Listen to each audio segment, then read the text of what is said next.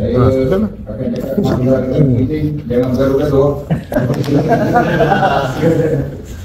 Dia bukan apa, dia ada masalah. Dia nak jadi Perdana Menteri, bukan untuk nak berkhidmat.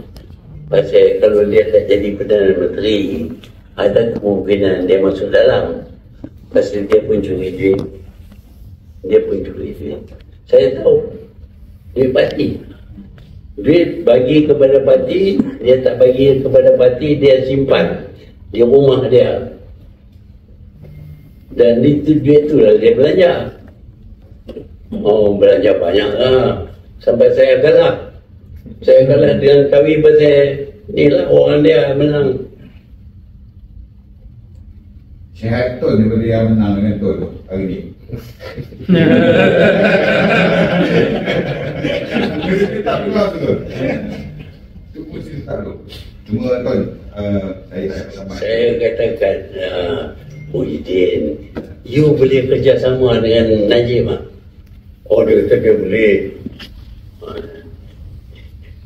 Najib cabut 15 undi, jatuh.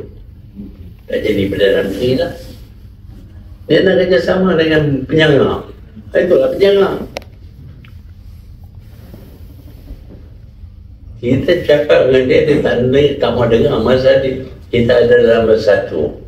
Bila Najib buat beli Muslim government ni, saya kata kita tunggu dulu. Kita nak tengok apa jadi. Oh, ada orang yang tepuk meja, kita kena keluar sekarang juga. Ini bukan kerjaan Melayu. Perikatan Pakatan Harapan ni bukan Melayu. Kita nak keluar nak buat beli Muslim government. Nanti tengok apa jadi. Bukan beli Muslim government. Okey, Tuan, merujuk kepada situasi tadilah. Kalau